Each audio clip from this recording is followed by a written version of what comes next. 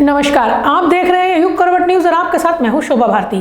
पेश है आज का हमारा न्यूज बुलेटिन। आइए नजर डालते हैं आज के हेडलाइंस पर। 3 दिन में 1800 छात्र छात्राओं को भारत भेज चुके हैं वीके सिंह। भारत ने यूक्रेन के लिए भेजी राहत सामग्री की दूसरी खेप। और शिक्षिकाएं मानती है महिला दिवस है महत्वपूर्ण। यूक्रेन युद्ध का असर सभी देशों पर दिखने लगा है। भारत भी इसे अछूता नहीं है। इस लड़ाई का भारत पर क्या असर हो सकता है, जैसे मुद्दों पर विस्तृत चर्चा के लिए चलते हैं युग करवट के एडिटर इन चीफ सलामत मियां के पास। नमस्कार दोस्तों, मैं आशित त्यागी युग करवट पर आपका स्वागत करता हूं। दुनिया में हालात बहुत तेजी से बदल रहे हैं। 2 देशों में युद्ध चल रहा है और उस युद्ध का असर भारत पर भी दिख रहा है। इसके अलावा यूपी के चुनाव के 6 चरण पूरे हो गए हैं, 1 चरण भी बच रहा है।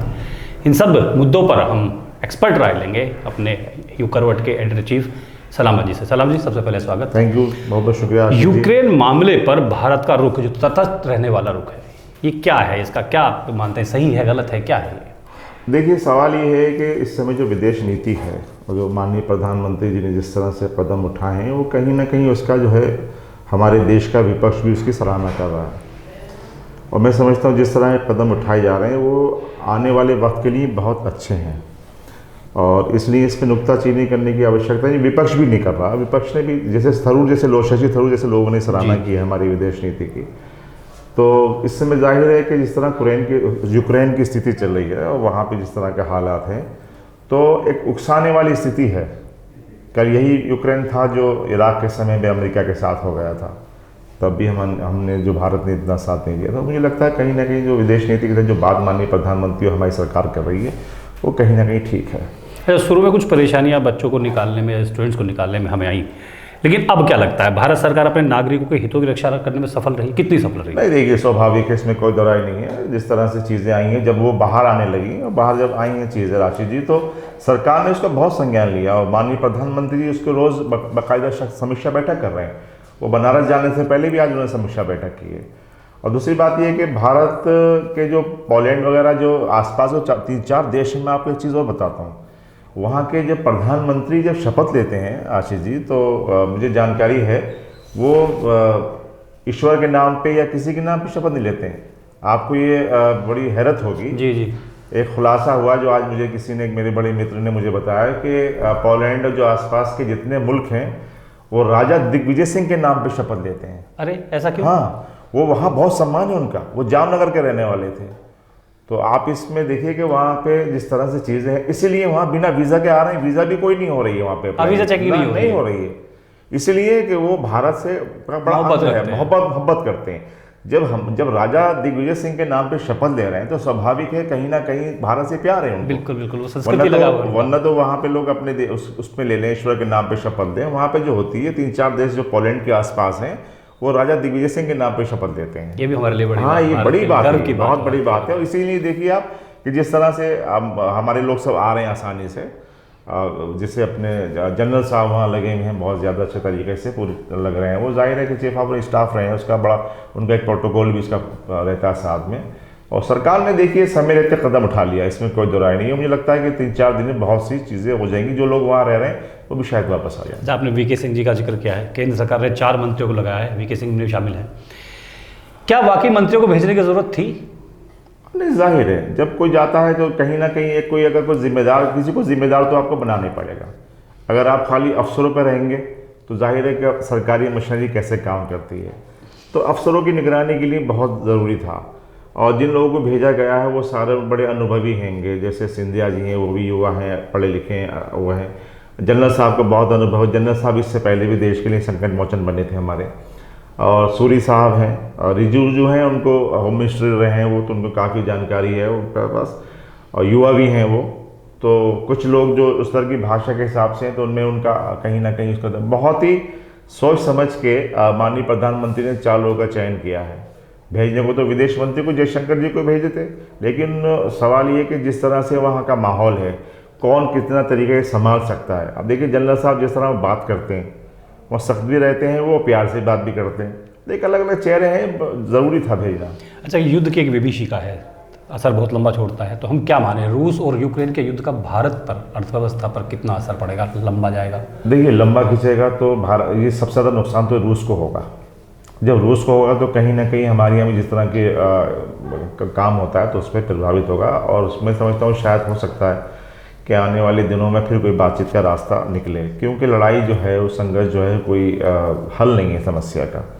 और अमेरिका जो है वो मखमली, जिसे कहते हैं ना, मखमली बातें कर रहा है वो, उसको कोई नहीं हो रहा कि किसी से कोई मतलब, मखमली बातें, शहद में मीठी बातें। अरे आप देखिए ना, कल ये अमेरिका का इस तरह शहद में मीठी बातें करेगा तो फिर किस तरह हो, कल तो कोई भी मुल्क कुछ कर सकता है, वहाँ का राष्ट्रपति। जबकि आप देखिए इराक वाले मैटर में यूक्रेन ने बाकायदा अपनी फौज दी थी जी अमेरिका को। जी। आज वो भीख मांग रहा है उनसे कि मेरी मदद कर दो, वो नहीं कर रहे हैं। तो ये जो अमेरिका, इसकी तो बड़ी मखमली चालें हैं, वो इसी वजह से अब भारत के बारे में कभी कुछ नहीं कहा। और देखिए, माननीय प्रधानमंत्री से वहाँ के राष्ट्रपति की बात भी हुई है, यूक्रेन के राष्ट्रपति ने ये बात करी, पुतिन ने भी बात करी है। एक मजबूत देश है, मजबूत प्राइम मिनिस्टर है, जाहिर है कहीं ना कहीं कच्चे तेल की कीमतें बढ़ रही हैं, महंगाई का असर। अगर मुझे लगता है कि आने वाले वक्त में ये चीज़ें रही तो हमें बहुत महंगाई का शिकार होना पड़ेगा। वैसे भी चुनाव खत्म हो गए हैं, तेल तो इसका भी असर आएगा। अब आप देखिए ना, चुनाव के बाद तेल जो है ना, ये बढ़ जाएगा, और फिर हमारा ये रहेगा कि लड़ाई के चक्कर में हो रहा है। ये तो होना ही स्वाभाविक है। अच्छा, चुनाव का जिक्र आपने छेड़ दिया है, तो यूपी चुनाव की बात करते थे। 6 चरण का चुनाव हो गया, 1 चरण बाकी है। अब क्या लगता है, ऊँट किस करवट बैठेगा? देखो आशित, मैं आपको बताऊं कि ये पहला ऐसा चुनाव है जिसमें पार्टी के नेता भी नहीं बोल रहे हैं, सरकारी मशीनरी भी असमंजस में है। वरना अमूमन ये होता था पहले कि इशारे मिल जाया करते, इशारे मिलते थे, अफसरों का जो है वो टोन चेंज हो जाती थी, व्यवहार बदलता था। बदल तो रहा है लेकिन इतना नहीं बदल रहा। वो डर डर के सोच रहे हैं कहीं पता नहीं ऊँट किस करवट बैठ जाए। ठीक है, तो 3 चरण रहे, 3 चरण में तो लगा कि बिल्कुल गठबंधन का बहुत अच्छा हिसाब है, जिस तरह की हवा दिखाई रही है। चौथे चरण में भी काफ़ी हद तक गठबंधन का रहा हो। 5वें चरण में 50-50 आ गया। 6 और 7 चरण जो हैं ये बड़े निर्णायक होंगे। यहाँ से तय होगा कि किसको बहुमत मिलेगा, ये तय करेगा। ये चरण जो है, जो अपना 6 वाला हुआ, 3 तारीख वाला और 7 तारीख वाला होगा। लेकिन इसके बावजूद भी, जैसे आप मान लीजिए हमारी कई बड़े सीनियर लीडर से बात हुई है, हर आदमी ये कहता है कुछ समझ में नहीं आ रहा। अभी छठा चरण जो है ये सबसे कम इसमें परसेंटेज हुआ है, 54% हुआ है मात्र। बाकी 59 भी कहीं हुए हैं, कहीं 60+ हो गया। ये 54 वाला जो है, जब कम मतदान होता है तो उसका बीजेपी को लाभ होता है। आपने देखिए से, आपने बहुत चुनाव कवरेज की है, कई चुनाव देखे आपने, जो ये 50 जो होता है, 54 ये बीजेपी में छठा वाला चरण का जो 54 हुआ है, मुझे लगता है इसमें कहीं ना कहीं भारतीय जनता पार्टी को बड़ा मिलेगा, लाभ मिल सकती है। अच्छा, बनारस में ममता बनर्जी और अखिलेश यादव ने एक साथ रैली की है, क्या लग रहा है, क्या 7वें चरण में ममता बनर्जी का कोई असर होगा? ना, मुझे नहीं लगता कोई ममता जी का खास असर होगा। जाहिर है कि वहाँ पे जिस तरह की उनकी रैली हुई, भाषणबाजी हुई है, अब आखिर में जाने के बाद उन्होंने वहाँ पे कार्यक्रम किया, तो मुझे लगता नहीं आशित कि शायद कोई ममता जी यहाँ पे खास असर दिखा पाएंगी। और लास्ट वाले तो उनको, छठे वाले में तो शायद जैन जी भी गए, वहाँ पे जैन भी बोले हैं। तो अखिलेश तो अकेले ही लड़ रहे हैं जी, वो तो वो अकेले लड़ रहे हैं, लड़ाई लड़ रहे हैं पूरा, इसमें कोई दो राय नहीं है। सारे लोग एक तरफ हैं, अखिलेश यादव जी एक तरफ हैं, बिल्कुल। और रिजल्ट अगर इसका कोई पॉजिटिव आता है तो सारा शेर और सारा सहरा इसमें अखिलेश जी को, और पश्चिम में अगर रिजल्ट अच्छा आता है तो जैन जी को जाएगा। दोनों जने ज्वाइंट हुए हैं, पश्चिम में अखिलेश और जैन का जिससे चला रहा, और जो अब तक की तस्वीर सामने आ रही है कि पश्चिम में काफ़ी हद तक नुकसान है भारतीय जनता पार्टी को। तो मुझे लगता है कि अगर जो रिजल्ट क्या आता है वो तो समय बताएगा 10 मार्च को, लेकिन कहीं ना कहीं ये बात तय है कि अखिलेश अपने दम पे बहुत लड़ाई लड़ रहे हैं, बहुत लड़ाई लड़ रहे हैं, बहुत अच्छा माहौल बना रहे हैं। माहौल तो बना दिया उन्होंने। जी जी जी। आखिरी सवाल गाजियाबाद को लेके है। गाजियाबाद में आपने भी देखा है पिछले 8-10 दिन में एक अपराध बहुत बढ़ गया, बहुत तेज़ अपराध, वो सड़क का अपराध तो बहुत तेज़ी से बढ़ा है। क्या पुलिस बल की कमी है, इसको माने, अधिकारियों की कार्य क्षमता कुछ कमी है, उसको माने? नहीं, सवाल इसमें ये देखिए, हमारे पास फोर्स की कमी है, और होता यह है कि जब जो एक चरण से फौज जाती है, वो 7वें चरण तक चुनाव करा के आती है। तो हमारे यहाँ जो चुनाव संपन्न हो गया उसके बाद यहाँ से फौज चली गई है, तो कई 100 पुलिसकर्मी, सब इंस्पेक्टर, COs भी गए हुए हैं।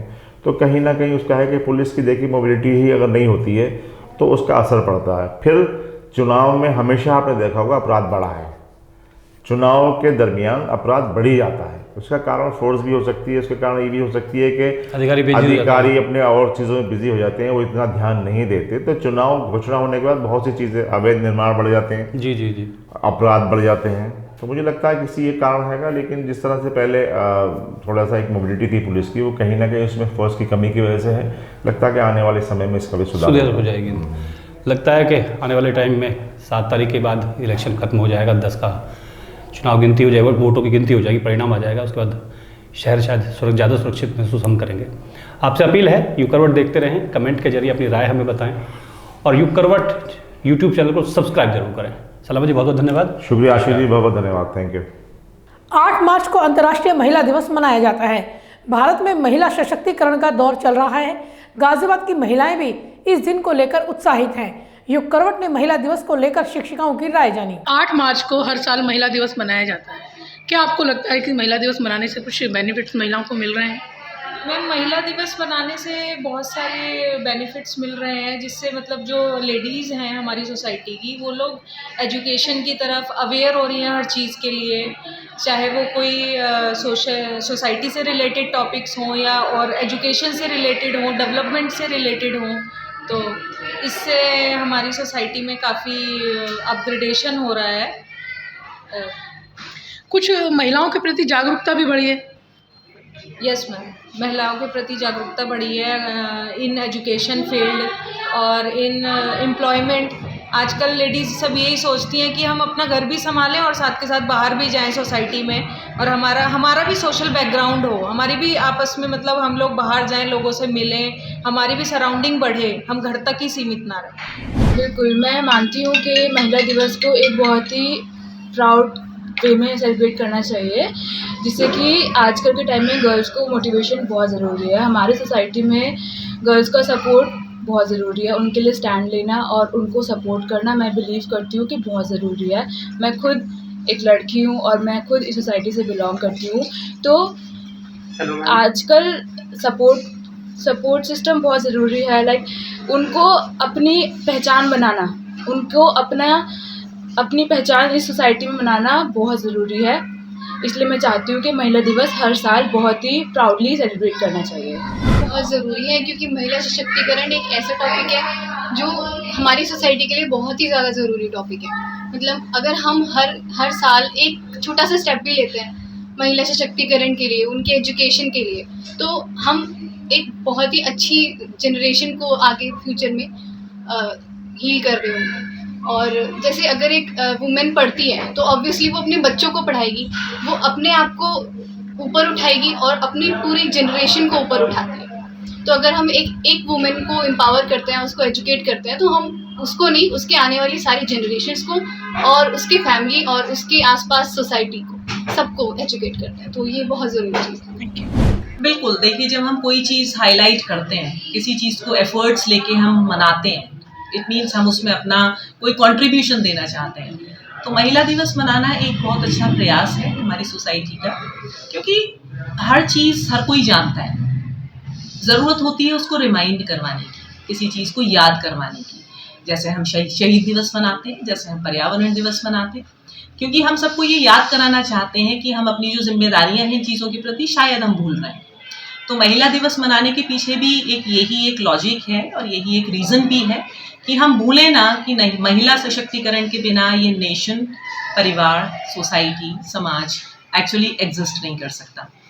तो ये उसी दिशा में एक बहुत अच्छा प्रयास है, मैं इसे अप्रिशिएट करती हूँ। महिला दिवस देखिए, आजकल आप देखिए वुमेन एम्पावरमेंट है, जैसे हम देख रहे हैं कि महिलाओं का ही आजकल जिस भी फील्ड में देखिए आप, महिलाएं आजकल आगे चल रही हैं। चाहे आप घर में देखो, परिवार में देखो, आप कहीं भी देखो, हम प्रोफेशनल फ्रंट पे देखें, हर जगह पे महिलाएं जो हैं बहुत आगे बढ़ चढ़ के हिस्सा ले रही हैं हर चीज़ में। तो महिलाओं के बिना तो मुझे लगता है ना तो समाज है ना परिवार है।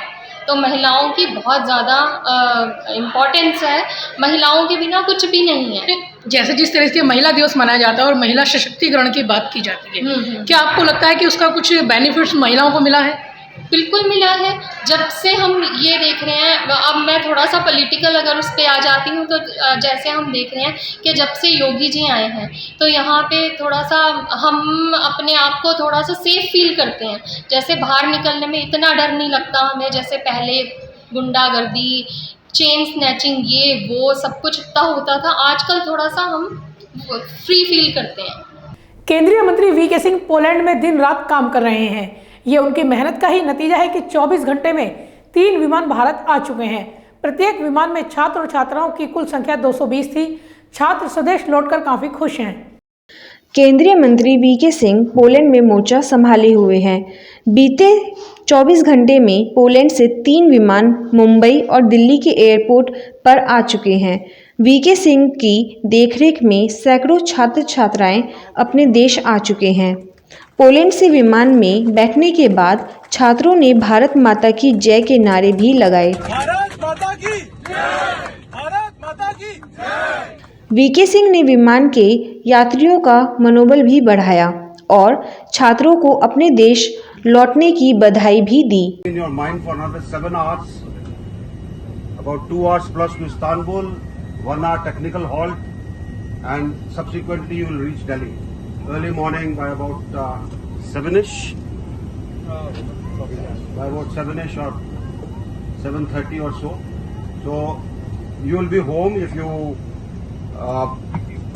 I'm quite sure your state people will be there from various states to ensure that your onward journey is also made better.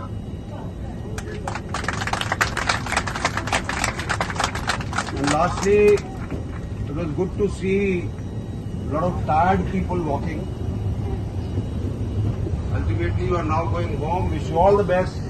Take care. Jai Hind. Bureau report युग करवट। हिंडन एयरबेस पर C-17 ग्लोब मास्टर विमान एक बार फिर भारतीय नागरिकों को लेकर पहुंचा। 2 उड़ानों के बीच ग्लोब मास्टर को 1 घंटे का विराम दिया जाता है। हंगरी और रोमानिया से 630 यात्री हिंडन एयरबेस पहुंचे। भारतीय वायुसेना ने ऑपरेशन गंगा में अपनी पूरी ताकत झोंक दी है। भारतीय वायुसेना अपने मालवाहक विमान C-17 ग्लोबल मास्टर से यूक्रेन के पड़ोसी देशों में फंसे छात्रों को भारत में लाने के लिए दिन रात ऑपरेशन चला रही है। आज हंगरी और रोमानिया से 630 छात्र 3 विमानों से लाए गए। तीनों विमान गाजियाबाद के हिंडन एयरबेस पर लैंड हुए। इन विमानों ने रोमानिया के बुखारेस्ट और हंगरी के बुडापेस्ट हवाई अड्डे से उड़ान भरी थी। रोमानिया से चले C-17 ग्लोबल मास्टर की लैंडिंग गुरुवार रात 11 बजे हिंडन एयरबेस पर हुई, जबकि बुडापेस्ट से उड़ा विमान शुक्रवार सुबह 7 बजे एयरबेस पर उतरा। तीसरे विमान की लैंडिंग सुबह करीब 10 बजे हुई। केंद्रीय रक्षा राज्य मंत्री अजय भट्ट ने विमान के अंदर पहुंचकर छात्रों का स्वागत किया। बुधवार रात और गुरुवार सुबह भारतीय वायुसेना के 4 विमानों ने 798 छात्रों को लाया गया था। इस प्रकार अब तक भारतीय वायुसेना के विमान 1628 छात्रों को हिंडन एयरबेस पर ला चुके हैं। भारतीय वायुसेना ने अपने 4 मालवाहक विमानों को छात्रों को एयरलिफ्ट करने के लिए लगाया हुआ है। ये विमान जैसे ही हिंडन एयरबेस पर लैंड ऑफ करते हैं, उसके 1 घंटे बाद रवाना हो जाते हैं। ये सिलसिला बीते 3 दिन से जारी है। ब्यूरो रिपोर्ट युग करवट। मानवता के आधार पर भारत ने यूक्रेन के लिए राहत सामग्री की दूसरी खेप भेजी है। इसे C-17 मालवाहक विमान से भेजा गया है। भारत ने यूक्रेन को जीवन रक्षक दवाएं, खाने पीने का सामान और कंबल आदि दिए हैं। ये सारा सामान पोलैंड के रास्ते यूक्रेन जाएगा। युद्धग्रस्त यूक्रेन के नागरिकों की मदद के लिए भारत की ओर से राहत सामग्रियों की दूसरी खेप आज सुबह हिंडन एयरबेस से भेजी गई। भारतीय वायुसेना का एक C-17 ग्लोबमास्टर विमान आज सुबह राहत सामग्रियों को लेकर रोमानिया की राजधानी बुखारेस्ट के लिए रवाना हुआ। बुखारेस्ट पहुंचने के बाद सड़क के रास्ते इन सामग्रियों को यूक्रेन के नागरिकों को दिया जाएगा। इस खेप में दवाइयों के अलावा जीवन रक्षक, खाने पीने का सामान और कंबल शामिल हैं। गुरुवार को भी राहत सामग्रियों के साथ एक विमान रोमानिया भेजा गया था। हिंडन एयरबेस से आज सुबह करीब 4 बजे रोमानिया के लिए एक C-17 ग्लोबल मास्टर विमान रवाना हुआ। भारत ने मानवीय सहायता के तौर पर यूक्रेन को पोलैंड के रास्ते दवा और अन्य राहत सामग्री की पहली खेप मंगलवार को भेजी थी। ब्यूरो रिपोर्ट, युग करवट। चुनाव के दौरान नेताओं के बीच जुबानी जंग देखने को मिली है। अब इसकी जद में अधिकारी भी आ गए हैं। मुख्तार अंसारी के बेटे अब्बास अंसारी ने सपा सरकार बनने पर अधिकारियों का हिसाब करने की धमकी दी है। तो समाजवादी पार्टी के राष्ट्रीय अध्यक्ष आदरणीय अखिलेश यादव जी से कहकर आया हूं कि 6 महीने तक किसी की ट्रांसफर पोस्टिंग नहीं होगी भैया। जो यहां है वो यहां ही रहेगा। पहले हिसाब किताब होगा, उसके बाद उनके जाने के सर्टिफिकेट पर मुहर लगाया जाएगा। तो फिलहाल आज के लिए इतना ही। गाजियाबाद और आसपास की खबरों के लिए देखते रहिए युग करवट और विस्तार से खबरों को जानने के लिए पढ़िए युग करवट न्यूज़पेपर। सब्सक्राइब कीजिए युग करवट। नमस्कार।